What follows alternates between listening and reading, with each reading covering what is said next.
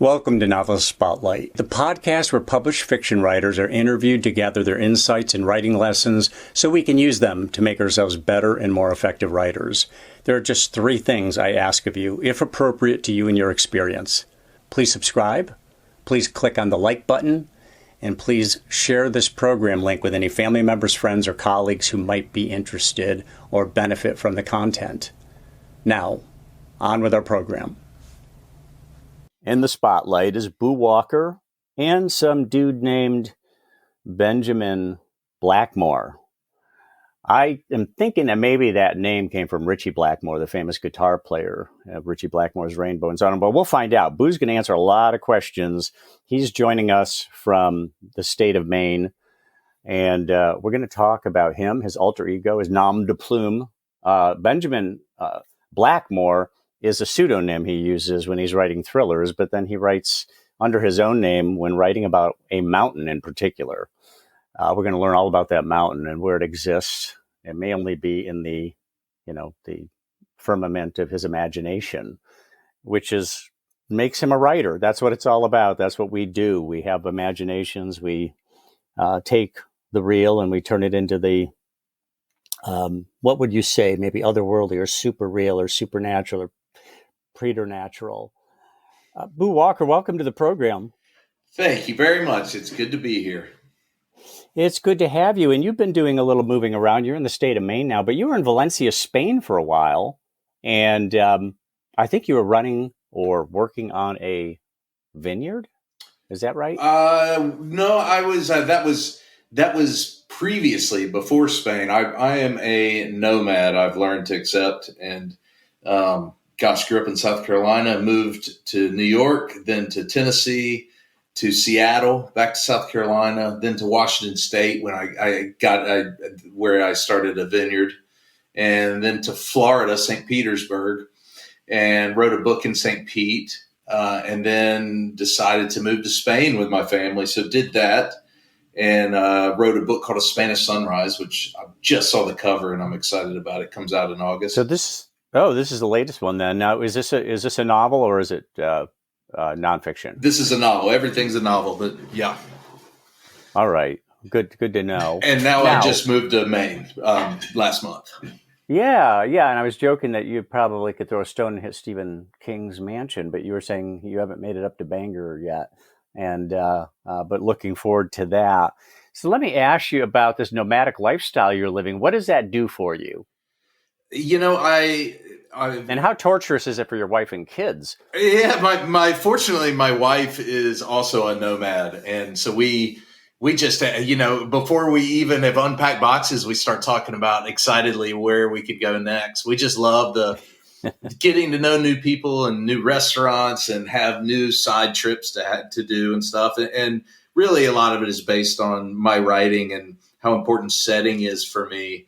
And I love the idea of landing in a new place and breathing in this different air and writing about it and having access to all this. That being said, I've got a little bit of Stephen King and John Hughes, who wrote all those Chicago suburb movies, in me, and that I kind of want to settle down and start setting my novels in the same place for a while, which is what we've promised our son, who... Oh, okay. There you go. Our son is how old now? He's 8, and he kind of wants a normal life where he can build some roots and stuff. He's getting tired of saying goodbye to friends, and he's at an age now where there's some connection going on, and he wants some sustainability.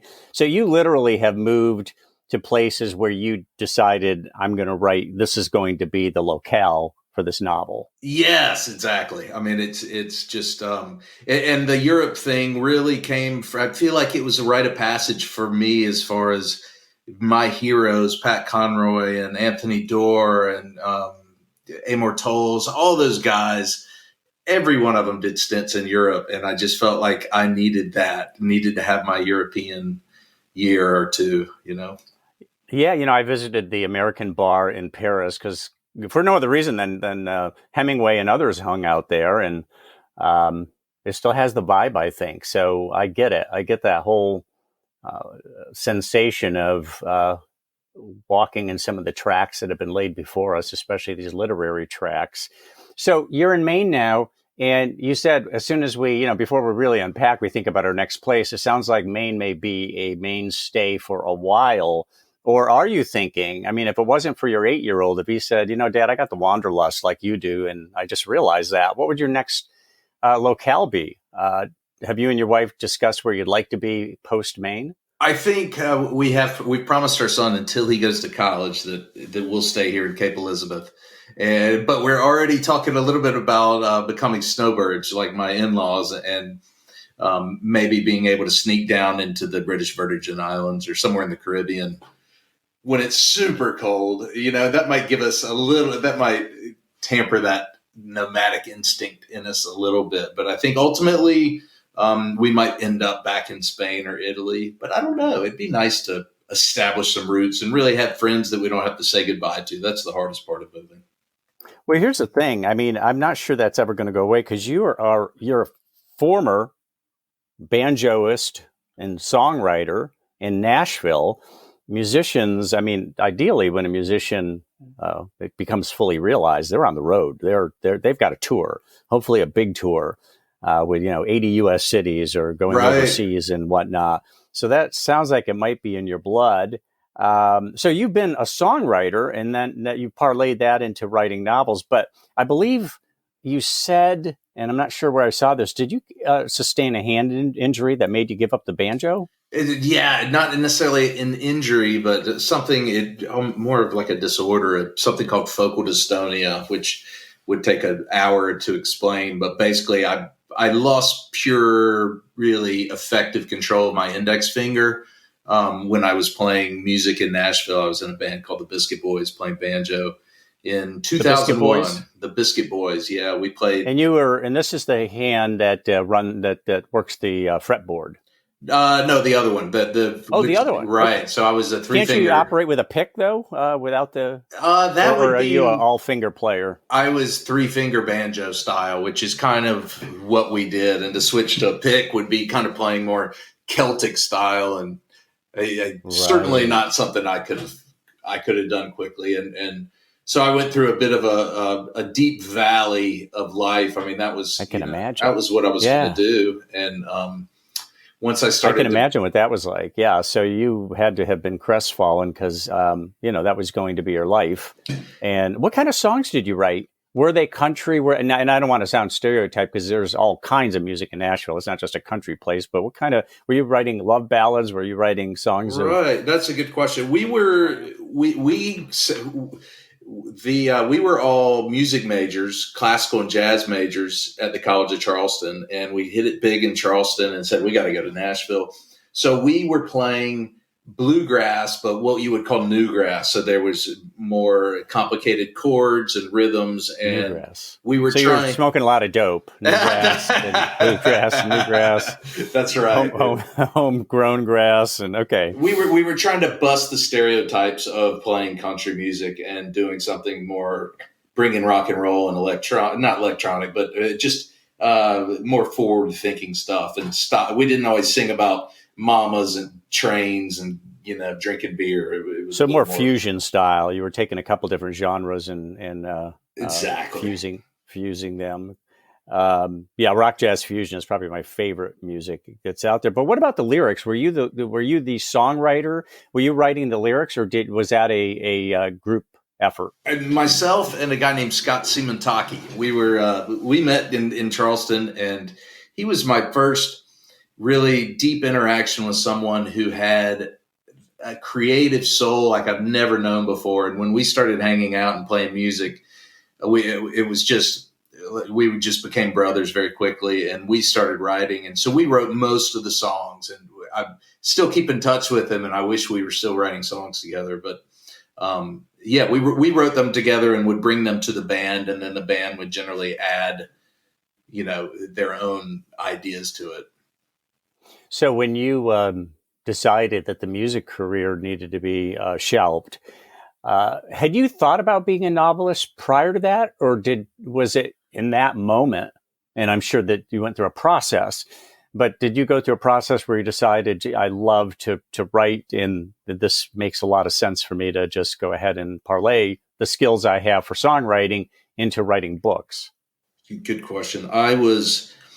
The earliest memory I have is when I was regarding this feeling of writing was I remember closing Nelson DeMille's book Plum Island when I was 17. I was hiking across Ireland as my kind of graduation present for my parents. And I was sitting down in Waterville right outside this pub reading Plum Island. And I closed it and I was like, this guy, John Corey, this character, this is the greatest, most entertaining reading I can remember. And he's so sarcastic and funny. I love that guy. You know what I'm talking about? Yeah, it's just unbelievable. I know. When I read your titles, I thought there are two authors I thought of. One was Pat Conroy, and the other was Nelson DeMille. And then you did something on your website that I wish more people would do. You have that section of books that you love, and you have them divided between self-help and fiction and non-writing books. And I saw a lot of stuff on there that resonated with me. But that's exact. And then I thought John Corey is Benjamin Blackmore is probably John Corey's cousin in a sense. That's I mean, right. what is that? Did you see it? Obviously, you liked John Corey, who is the is he actually? I'm trying to remember whether he's a government agent or is he a law enforcement, like a detective? He's a government agent, isn't he? He's when he starts out in Plum Island, which was the first book. He's NYPD and he's on leave for being shot. And then I think he slowly moves through, several different federal agencies through the course of the books. And he's just awesome. My favorite book, though, with John Corey is Nelson DeMille, is the one about he's the terrorist. The lion or something. The Lion's something. It's called The Lion or The Lion's something. Yeah, it's fantastic. I really, and I'm not a big reader of pop novels, but that's just written at such a level. It's so well done, and the whole, it's deeper than your typical, paperback novel you'll find at an airport or at a Walmart. So, and that's your influences have been good ones. And Pat Conroy writes beautifully. Obviously, he's a beautiful writer. I was a beautiful writer. God rest his soul. He is. He's probably my. I don't even want to say influence because I am not worthy of his worst sentence. But we both come from South Carolina, and when I read his books, I started to realize, I love Nelson DeMille and I love thrillers, but I love this idea of not necessarily having guns and special agents and police, and that's why I slowly started to move into writing more book club fiction because I liked getting more into the heart of things and not always writing chase scenes like I do with the Benjamin Blackmore books. Well, and that's what I was going to ask you about. Did you start writing as Boo Walker, or was your first novel as Benjamin Blackmore? So I started writing as Boo Walker and I wrote thrillers. And then when I decided that I was going to really change genres, I moved my thrillers to a pen name, to Benjamin Blackmore. Oh, okay, so you reflagged them under your pseudonym or your pen name, your thriller name was Richie Blackmore. I mean, where'd you get Blackmore? Blackmore, were you a Richie Blackmore fan? I am a Richie Blackmore fan, and to my wife's chagrin, I just love electric guitar in general, and I just shake the house every single day when I play. But the actual root of it is I found out years ago that my great uncle, something of that level of great, was R.D. Blackmore, who wrote a book called Lorna Doone, set in Exeter, England. And it was a major piece that influenced Robert Louis Stevenson and tons of people. And so I have a first edition of that. And so I feel this connection, and I'd like to think maybe I got a little bit of his genetic makeup. So that's where the name Blackmore came from. And then my brother's name's Benjamin, so... Good call. So there you are in Nashville. Life changes. You work your way west to Washington State. You're by the Yakima River, and you bought a gentleman's farm. And I've heard the term gentleman's farm before, and I actually looked it up. And it's like a farm that's worked for pleasure. Was that the case there, or was that a vineyard? I thought I heard you say vineyard in Washington. So we bought 4 acres on the river that was already a proper farm. It had nut trees, fruit trees, a huge garden, and then a ton of lawn. And I ripped up a lot of the lawn and planted about 750 grapevines and started making wine too. So what we had was a whole lot of work that didn't produce any money. But what we could do is we would we had a U-pick. We turned it into a U-pick farm, and we would trade, and we'd be able to give cases of wine to our friends, and we turned it into a bit of an animal sanctuary. Brought in sheep and ducks and chickens and the whole bit. So it was a working farm, but it wasn't for money. It was just. But, ultimately it was probably for pleasure, and also probably for my research into my series that still pays the bills today, which is my Red Mountain series. And that's based on Red Mountain, where the farm was. And it's centered around. So there is a Red Mountain there. There is a Red Mountain there? Yeah, exactly. I live right on the edge of it. And you've done 3... is it 3 Red Mountain books, or is it 4? 3? 3, and then a prequel that takes place starts off in Vermont. So talk about the mountain, Red Mountain, and you have built entire novels around this mountain. It reminds me, it immediately made me think Cold Mountain, which was a huge seller, but a really long book. It was even made, I think, into a movie or a miniseries or something like that. What about that mountain inspired not just a book, but 3, really 4 novels? Yeah, and I'd like to think, and counting, because I've got a new one just stirring in my head for some point when the time is right. But I got the wine bug about it is kind of shortly after I got the bug to write a novel, and so I moved out west, and I was deciding between California and Oregon and Washington, and I had been drinking wines from this family called the Hedges for a long time. So I went and visited Red Mountain because of that. And as soon as I pulled up, it was like, this is so different than anything I've seen. And it's not Napa, and it's not super well known, and it just feels right. And I'm going to move here. So I moved out there, didn't know anybody, and knocked on the Hedges door and said, I want to learn everything about wine. And they said, you're crazy. And I kept knocking on the door, and they ended up putting me in the vineyard making minimum wage. And I just worked out in the fields for a year to prove myself. And then they brought me into the winemaking facility and started teaching me that stuff. And at the same time, I had bought this gentleman's farm and was working that as well. I would basically take what they were teaching me and move it over there.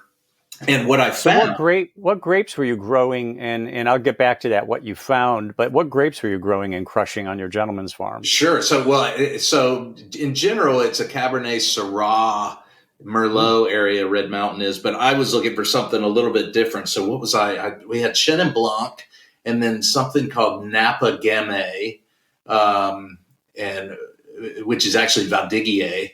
And then we planted Sangiovese and one other white. Was it? I can't remember what the other white is at the moment. Maybe Sauvignon. Nice. And we were just making some farmer blends, and I was doing it biodynamically and making them in amphora. And it was super, super fun. There's nothing like drinking a good glass of red wine and reading a novel. So, I mean, they go hand in hand. So, and what you learned was, I cut you off. What you learned was what? Oh, so what I learned, when you live out in the middle, this is Eastern Washington State, so you're 3 hours from Seattle, and it really is farmland. And in this case, it's actually hops and vines. So it's people who like to indulge in alcoholic beverages or who have that passion, including myself. I just had the wine bug, but I also love great beer too. But it takes a certain kind of person to dedicate their life to living in the middle of nowhere just to be around the best vineyard land. And I started meeting people that you can't make up. You know, they were all so darn interesting. And we would have dinner parties, and I'd look around the room and just think, there's not a boring person in this whole crew. And if I could write a book about all of them, and all of a sudden it was like, all right, I don't want to write thrillers. I want to write about people like this, normal people, and I want to knock them down to their knees and see if they can get back up and climb out of it. And I want to set them all here on Red Mountain. So a lot of it was people I met and kind of throwing them into a mix and creating these characters with bits and pieces of each other. So when some of my friends read it, they're like, I know where that came from, these idiosyncrasies and stuff.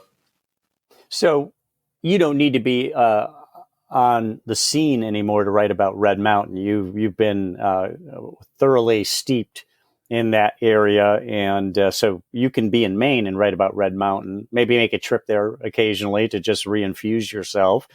Is that the case? That you don't feel like you need to be there anymore to write about it? I think that's the case. I was there a long time for probably a decade. But I've written I'm about to start my fourth book since I left the Red Mountain series, now that I'm working with a publisher called Lake Union. So I may have to fly back over there once I decide to write a fourth Red Mountain, just to, get my hands in the sand again. It makes sense. Yeah. Well, travel period. A lot of people, myself included, find that to be really inspiring, just in terms of brain stimulation and getting the writing going in a way that being sedentary does not. But now you've chosen to be in Cape Elizabeth, Maine. How did that come about? Because you picked various places. Maine, I think, was voted by interstate truckers on more than 1 year to be the most beautiful state in the country. A lot of people don't go to Maine because it's so far away. Right. They don't realize how beautiful it is. But what was your intent with Cape Elizabeth? Was that any particular agenda? This was, this all started because I wrote, my second book for my publisher, in my 2-book deal that I finished last year, was a book called The Singing Trees. And it was a story that I knew was going to take place up north somewhere. When I say up north, I was in Florida at the time. So I knew it was going to be like Virginia or north. And I had been to Maine a little bit, and I thought, God, I would love to go spend some time in Maine and really get to know it. And that can be where I set The Singing Trees. And so my wife and I flew up here to Portland. Never been here before, and we're absolutely floored. It was like the food scene is made up of a bunch of chefs that can't afford rent in Boston and Manhattan anymore. So they come up here, and all the good music comes up here because it's, Bill Frisell and a lot of these jazz guitarists that I love. It's just a few hour train ride to come up here on tour.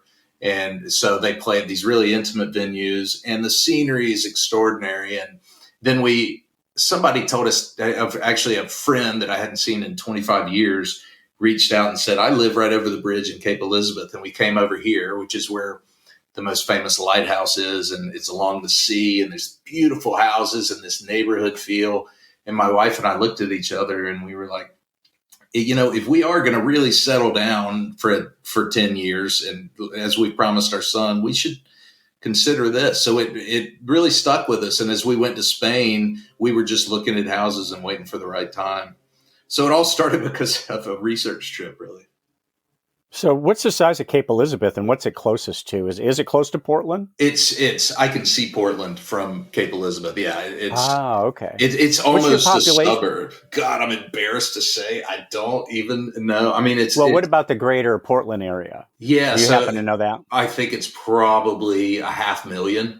Portland's 80,000 in the city. So it's that's a respectable size. I mean, you certainly have plenty of activity. And like, as you're saying, you've got great cuisine, you've got music, and so on. What about Valencia, Spain? Tell me, why did you go to Valencia? I mean, who doesn't want to go to Spain? But why specifically Valencia, and what book came out of that, or books? Sure. My wife and I knew from kind of the moment we met years ago, 12 years ago, I think, that we wanted to go abroad, and she's Italian. And so we were thinking Italy, and then kind of at the last minute, I think we just started realizing that both of us, our Spanish was better than our Italian, in my case at least. And I really wanted my son to learn Spanish.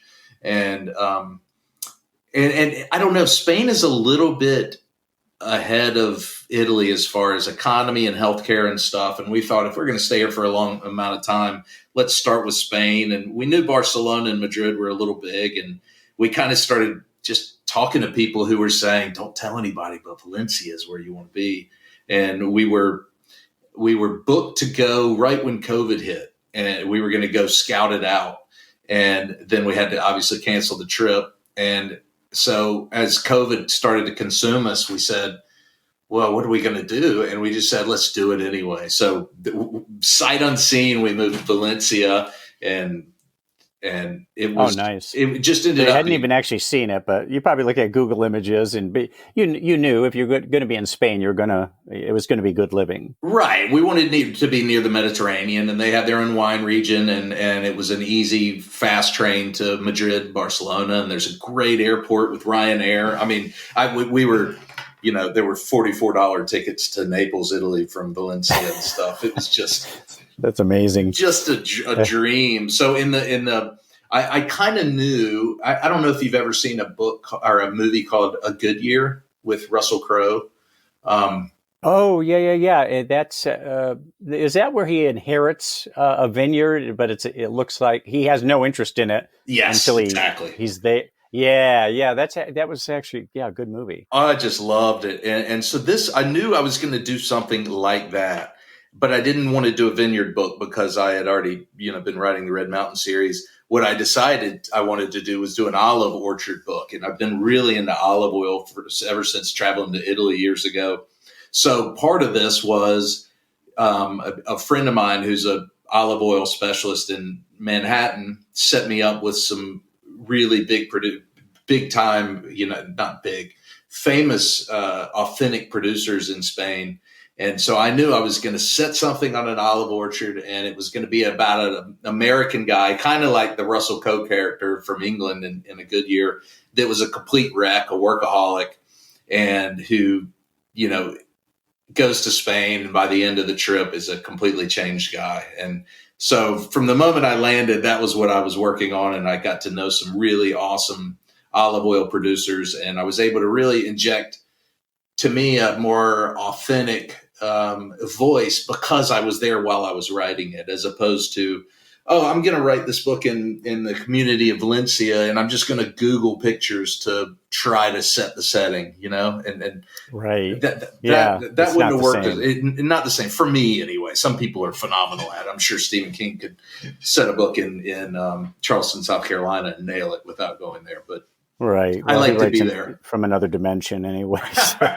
Yeah, right, exactly. So for our listeners, there is a link in the episode notes to Boo's website, but I do want to run through just the titles of his novels. So when he's writing under the name Boo Walker, among the books he's written are Red Mountain Rising, Red Mountain Burning, there's the Red Mountain series, A Marriage Well Done, The Singing Trees, which you just alluded to a little bit ago, An Unfinished Story, which sounds like a bit of a cliffhanger, and then the Benjamin Blackmore books, which are thrillers.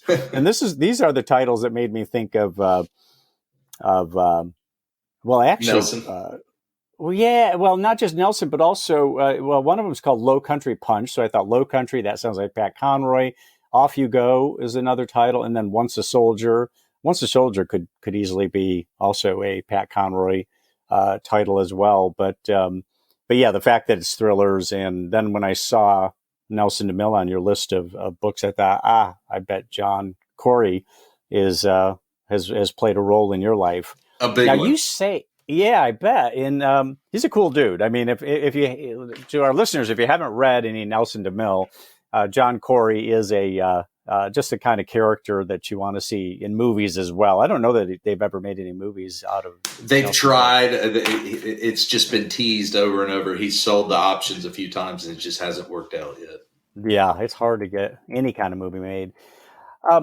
So here's a statement you made. There's no reason anybody can't write 2,000 words a day, and you actually gun for 3,000 words a day, which means that 100,000 word novel takes you just 33 days. I mean, just in terms of volume. Obviously, You're not writing 3,000 or 2,000 words and saying, hey, every word is polished and I'm going to keep it. That's a big target. Talk about your writing regimen. How do you talk about your process, where you write, how you write? Give us some insight. Sure, absolutely. Well, the first thing I think about is it's all relative, because once I started, I joined a group called NINC, and I started, which was actually when I was living in St. Pete. They had their yearly meeting down the road from my house, and I started meeting a lot of indie authors, including some that just had huge word counts. One in particular writes 7 to 10 a day, and it's just what he does. And sometimes he uses some speaks through a microphone, and most What's of the time 7 to 10? 7 to 10,000? 7 to 10,000 words a day. Wow.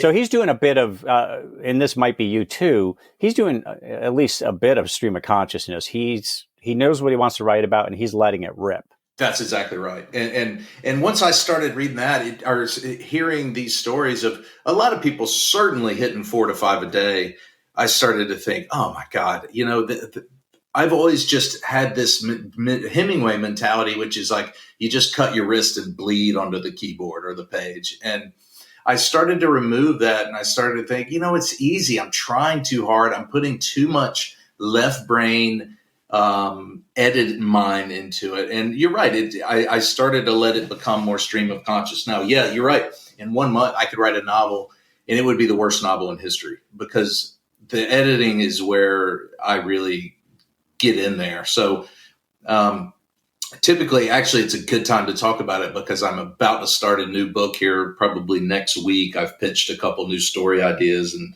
I'd like to think that my publisher is going to like one of them at least. So the first thing I'll do is probably spend a week or two just doing a lot of walking and imagining the character and stepping into the skin of the character and just imagining what they're like and get their tone. I think that's so important.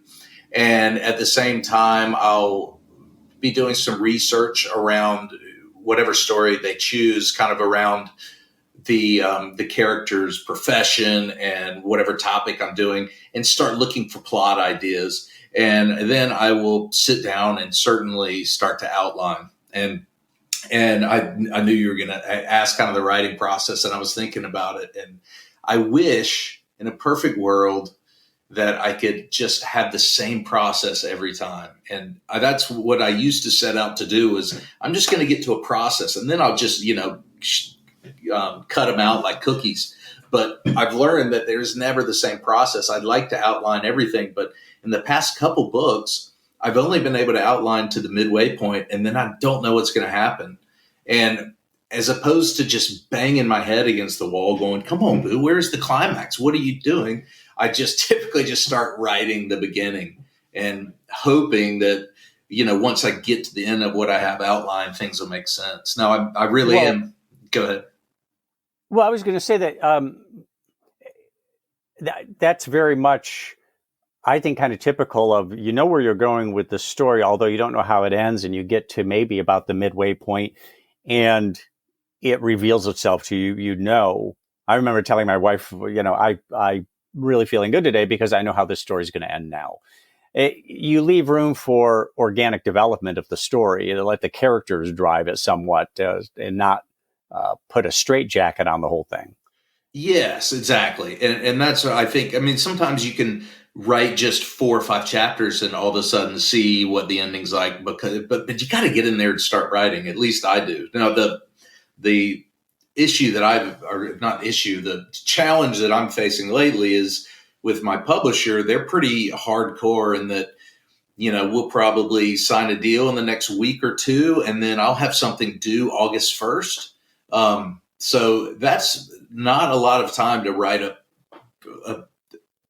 write the way I would like to and put everything I'd like to into it, especially when I start to wander sometimes with my writing. I'd rather have every chapter outlined perfectly so I can really hit my deadlines perfectly. So that's the only thing that I do want to clean up, so I can stick to a book a year. I'd like to not delete as much as I do, because sometimes I'll think I know where I'm going and I'll write it out just to see, and then I'll say, no, that didn't feel right. And I've probably the last 2 books, I've probably deleted 100,000 words for a 120,000 word novel. So I'm deleting half of what I write, Yeah, but that's not a bad. I mean, what you're talking about here. I mean, we talk about stream of consciousness, but what we're really talking about is channeled stream of consciousness, because you know what that chapter is going to be about. You know, kind of what you want to say, so you just dive into that. And yeah, it's stream of consciousness, but it's all aimed at a target. It's not like I got to get the laundry done today, and why did we never move to Naples? Or you're not letting your mind just wander. You're keeping it targeted. And part of the deal, part of the compact, really, when you decide I'm not going to write like Hemingway, which is torture, which is, he might wait an entire day, sit on a piece of paper and a pencil an entire day until the sentence comes to him. Well, the opposite of that is that kind of channel stream of consciousness, letting the subconscious mind have its day. Because when I'm sure this is the experience you've had, Boo, is when you allow yourself the freedom to just write and not be an editor at the same time, and you create a volume of word count, you get the best stuff out of that, but you have to throw a lot of dross away. I mean, that's just part of the deal. And so there's diamonds in the rough.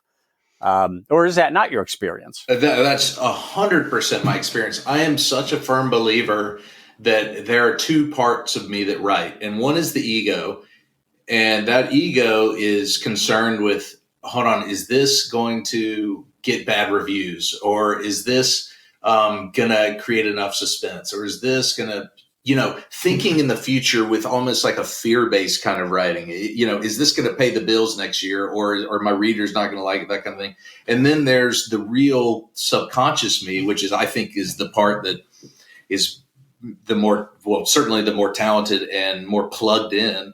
And the more of that subconscious that I can get working, the better, because that's not even me at all. It's me plugging into whatever magic is out there in the universe that gives all creatives their juice. So I've really become, back to talking about process, I really have come to treat my writing as a ritual where I take some time at the beginning of the morning to really plug in and to speak to my subconscious and speak to my ego and say, okay, we're just going to get in here. No expectations. Don't worry about reviews. Don't worry about that kind of thing. Let's just have fun and let's just see what comes out. And that's how once I'm feeling in that joyful, happy place, I know this is getting a little esoteric, but once I'm in that place, then I start writing, and it's all about letting the subconscious write as opposed to letting anything else lead, because that's where the good writing comes. Yeah. And that's where you hear writers who say, when you're in the groove or you've tapped into the muse, when it's not that you're writing as much as you're reading. Your fingers are going and you're reading what's coming out. You're not even consciously thinking about it. Is obviously the subconscious mind at work, or something ethereal. You say not to get too esoteric, but I think writing is esoteric. Good writing is esoteric. It tends to be magical. It tends to be something that, at its best, it comes almost from another dimension that we're tapped into, and that's all. That's all fine and well. The other thing that you mentioned, which I'm glad you did, because I've written blog posts about this, I've done a video about it, is you talked about walking. You walk, you think about the characters, you think about the story, you try to wrap your head around the new project you're going to be working on. And it's antithetical to creativity that we sit in chairs, sedentary, and write, when that basically does not create the kind of brain stimulation that we really need. Movement does that. Oh, yes. Whether you're pacing in a room or you're walking, hiking the Red Mountain, whatever it might be, I think there's a lot of people who never put physicality and writing together.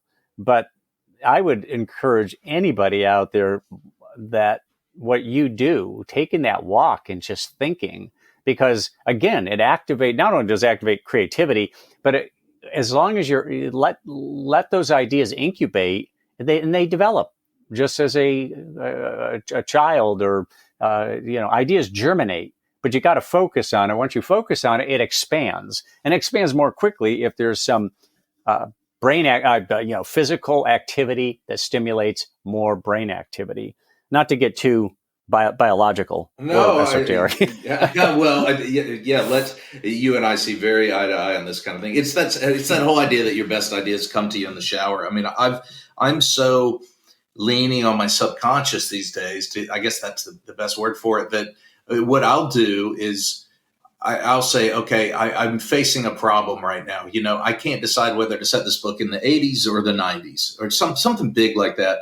And I'll actually kind of speak to my mind and say, you know what, I'm just go to work on that and I'll get back to you. And I'll kind of say, I'm going to go for a long walk and just, hey, subconscious, go to work on that and get back to me when you can. And I'll just go quiet and I'll go walk and think about other things or play the guitar. And then maybe a day or an hour or whatever later, the answer comes to me as sure as anything. You don't even need to question the answer. And I think it's such an American mindset. I hate to pick on American because I've been in Spain, but this is why I went to Spain. It's such an American mindset to do work all the time and busy work, and for us to sit at our computer and work for 9 hours. And if you're working from home, they're like tracking your keyboard swipes and stuff like that or whatever, where I think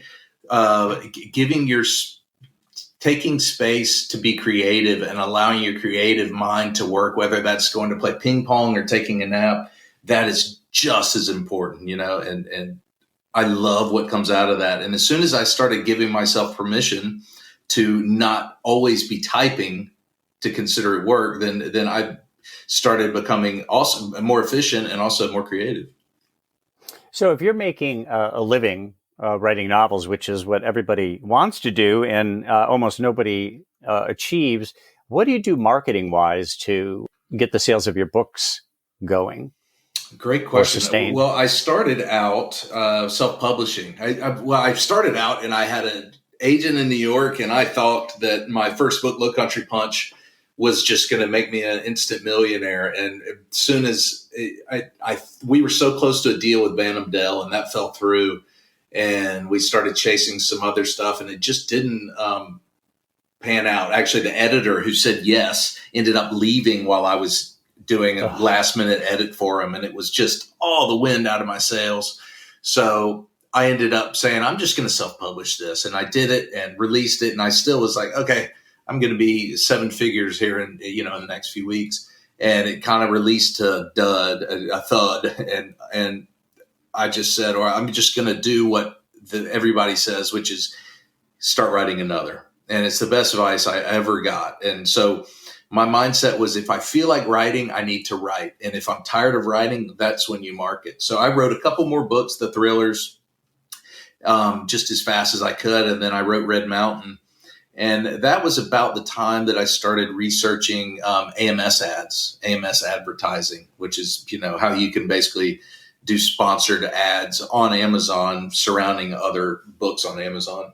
And I got pretty good at it. And that was where I started. And that's where I got some attention. And that's where I finally broke in the top 100 with Red Mountain, which is a big deal for me, a big deal for anybody. So I still do that to this day on my self-published stuff. I spend a lot of money every day on Amazon advertising. Maybe I'll dabble with some Facebook advertising down the line. I have some, and I've lost a lot of money. I haven't mastered it. What I mean is maybe I'll put enough effort into it where it'll stick. But for now, I spend all my advertising money on that. But the blessing with working with Lake Union, I'm just starting my 4th book for them, is I haven't had to do that level of marketing. They pay for the audio and the print and editing and everything. And, of course I want to maintain an online presence and, get out there, but I don't have to spend money on advertising. And so that's been a kind of a nice break, because really I want to up my writing game. And that's what this has given me. So I can spend more time reading novels and reading craft books and just studying the craft. I'm a geek for the craft. I probably too much. So sometimes I get a little over analytical. That's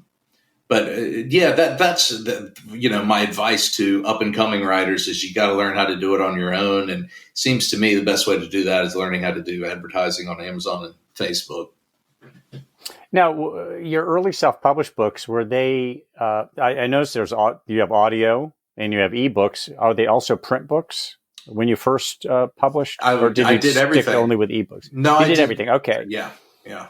I see. So let's step back in time again. You had talked about this a little bit, but I saw that I'm not sure where I picked this up, but you say that you went into a tailspin after the music thing exploded on you. Talk about that tailspin and how you emerged from that. How did you? Sure. What was that? What was the nature of the tailspin, and how did you get out of that? Well, I was a pretty troubled teen growing up. I had such a perfect family growing up, and I was given all these opportunities, and I was such a rebel and just a headache for my parents. And I don't know why. I mean, I just had something to say, and I wasn't able to say it. And when I finally got the banjo in my hand, for one, I found this outlet to let it all out. It was like I had this tremendous amount of energy running in me. And as soon as I was able to start playing, I was able to directly run it through the banjo, and it was unbelievable. But something also unhealthy crept into it, which was as I started to, play on stage and our band started to become big, I really associated my worth as a person based on, how good I was at the banjo and how well we were doing touring with these big acts and stuff. And when I couldn't play anymore, it made it that much worse. My self-worth really suffered. I was like, who am I anymore? Everybody that thought I was just a punk kid had come around to thinking, oh, well, Boo is such a good musician and he's doing this and he's doing all these big things. And I felt like I'd made it up to my parents, and proved everybody wrong.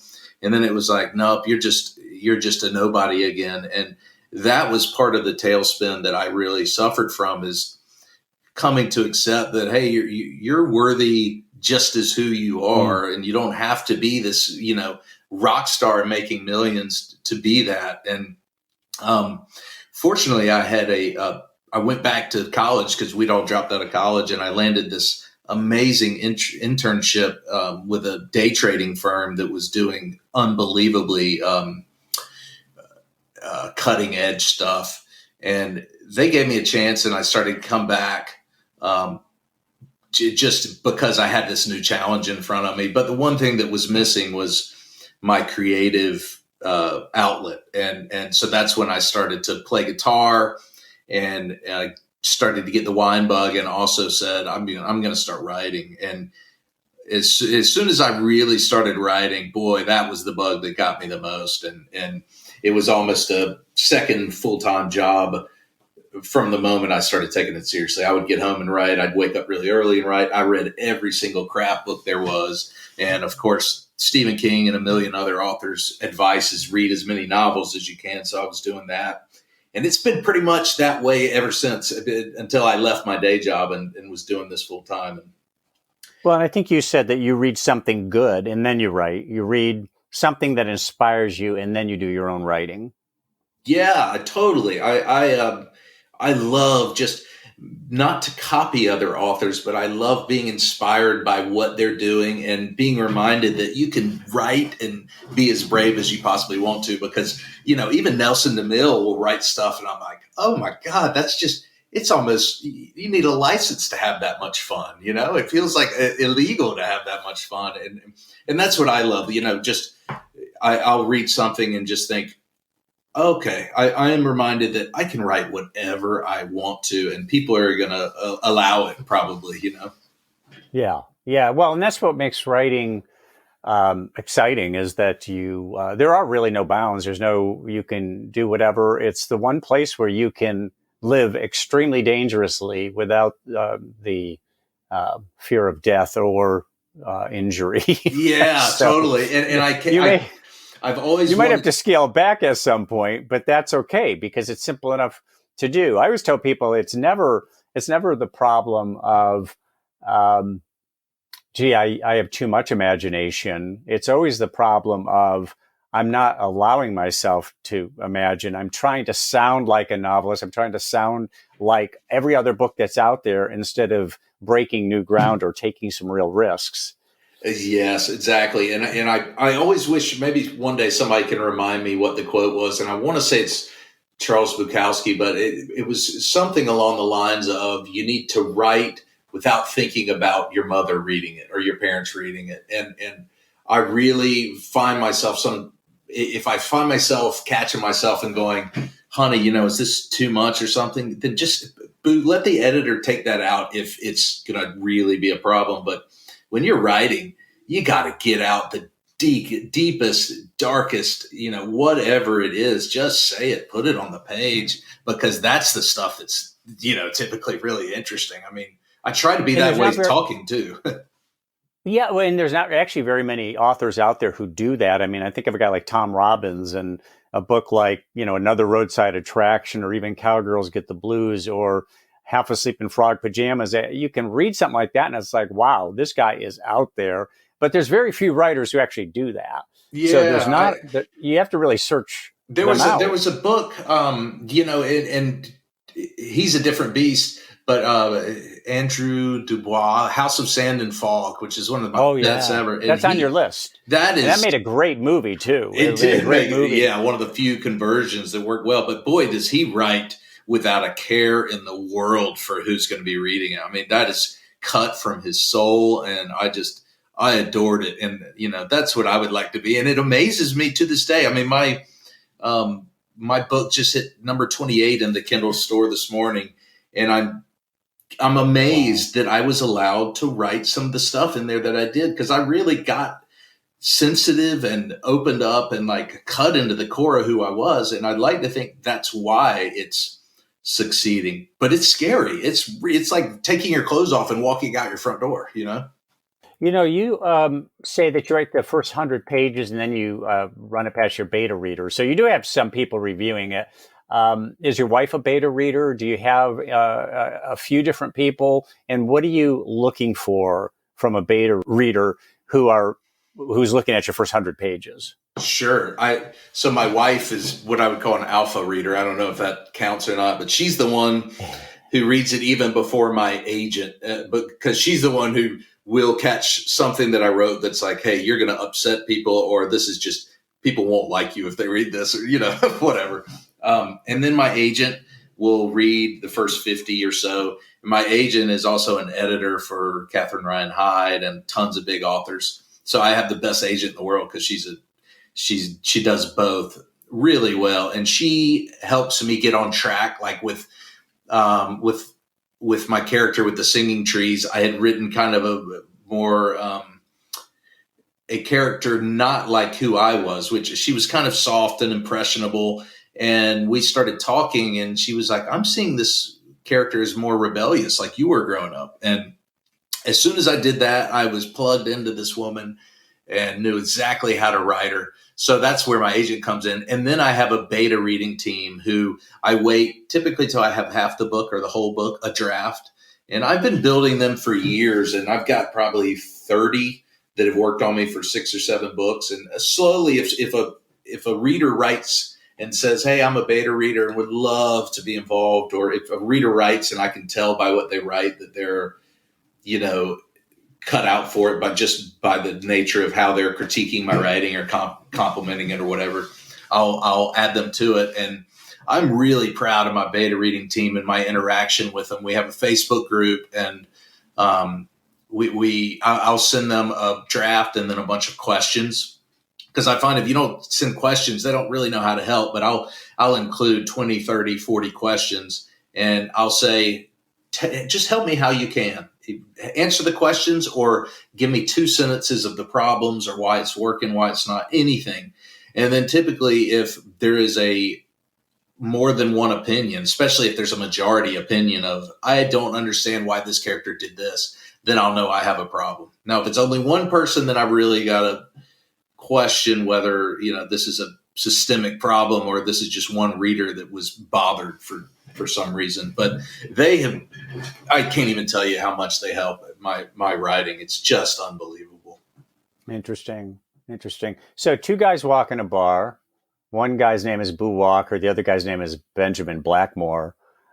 What does Boo Walker do vis-a-vis Benjamin Blackmore? How would they behave differently? Are they one and the same, or is Boo Walker going to savor a glass of Sangiovese while Benjamin Blackmore starts a bar brawl? Right, exactly. I think Benjamin Blackmore orders a cold craft local beer, and Boo Walker asks what kind of stemware they have, and if they've got the right stemware, then he'll have a glass of old world light chilled red wine, and if not, then he'll probably just get a beer. And then personality wise, are you guys identical, or other than the beverage? I think that's a great question. Identical, or is one of you edgier than the other? Is one more contemplative and the other one's more brassy, maybe? Yeah, I can answer it perfectly because I experienced this when I was writing my latest novel. The first draft, the first 100 pages came out, and the character had quite a bit of an anger issue, and my agent immediately said, "This is just not going to work. This is a thriller." And I realized that, like you said, Benjamin Blackmore and my thrillers, I allow this angry, edgy side of me to come out that I typically don't really let sneak into my Boo Walker stuff. And that's more my sensitive side. Boo Walker, thank you for coming on the program. My pleasure. What great questions. That was a ton of fun.